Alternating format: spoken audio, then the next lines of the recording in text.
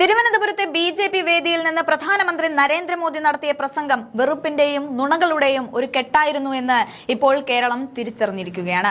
കോൺഗ്രസിനെയും മുസ്ലിം ലീഗിനെയും വർഗീയവാദികളായി ചിത്രീകരിക്കാൻ നോക്കിയ പ്രധാനമന്ത്രിക്ക് ബി.ജെ.പി. നേതാവായിരുന്ന സന്ദീപ് വാര്യർ തന്നെ ഇപ്പോൾ ചുട്ട മറുപടി നൽകിയിരിക്കുകയാണ്.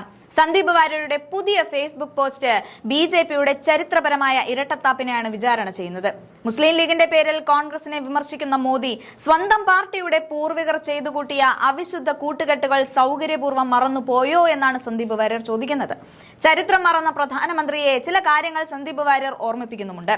സ്വാതന്ത്ര്യത്തിന് മുൻപ് ഇന്ത്യയെ വിഭജിപ്പിക്കണമെന്ന പ്രമേയം ജിന്നയുടെ മുസ്ലിം ലീഗ് അവതരിപ്പിച്ച കാലത്ത് അവരോടൊപ്പം ചേർന്ന് ഭരണം നടത്തിയ ബി.ജെ.പിയുടെ തറവാടായ ഹിന്ദു മഹാസഭയായിരുന്നു.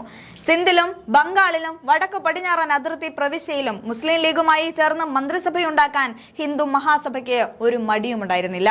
ബി.ജെ.പിയുടെ ആദർശ പുരുഷനായ ശ്യാമപ്രസാദ് മുഖർജി മുസ്ലിം ലീഗ് അംഗങ്ങൾ ഉൾപ്പെട്ട ബംഗാൾ മന്ത്രിസഭയിൽ ധനമന്ത്രിയായി ഇരുന്നിട്ടുണ്ടെന്ന സത്യം മോദി എന്തുകൊണ്ടാണ് മറച്ചുപിടിക്കുന്നത്? അന്ന് മുസ്ലിം ലീഗുമായി അധികാരം പങ്കിട്ടവർ ഇന്ന് മറ്റുള്ളവർക്ക് നേരെ വിരൽ ചൂണ്ടുന്നത് പരിഹാസ്യമാണെന്ന് സന്ദീപ് വാര്യർ തുറന്നടിക്കുകയാണ്. കാശ്മീരിലെ ബി.ജെ.പി. നിലപാടിനെയും സന്ദീപ് വാര്യർ വിചാരണ ചെയ്യുന്നുണ്ട്. അധികാരം കിട്ടാൻ വേണ്ടി വിഘടനവാദി നേതാക്കളോട് മൃദു സമീപനം കാണിക്കുന്ന മെഹബൂബ മുഫ്തിയുടെ PDP പാർട്ടിയുമായി കൈകോർത്ത് കാശ്മീർ സർക്കാർ രൂപീകരിച്ചത് ബി.ജെ.പി. അല്ലേ? അന്ന് എവിടെയായിരുന്നു നിങ്ങളുടെ ദേശസ്നേഹം? തെരഞ്ഞെടുപ്പ് ജയിക്കാൻ വേണ്ടി വർഗീയതയും അപരവൽക്കരണവും ആയുധമാക്കുന്ന ബി.ജെ.പിയുടെ തനി നിറമാണ് ഇതിലൂടെ പുറത്തുവരുന്നത്. സ്വന്തം ഭൂതകാലത്തെക്കുറിച്ച് മൗനം പാലിച്ചുകൊണ്ട് മറ്റുള്ളവരെ വർഗീയവാദികൾ എന്ന് വിളിക്കാൻ മോദിക്ക് എന്ത് അർഹതയാണുള്ളത്? കേരളത്തിലെ ജനങ്ങൾ ചരിത്രബോധമുള്ളവരാണ്. ഉത്തർപ്രദേശിലും ബീഹാറിലും നടത്തുന്ന അതേ വർഗീയ തന്ത്രങ്ങൾ ഇവിടെ ചെലവാകില്ല.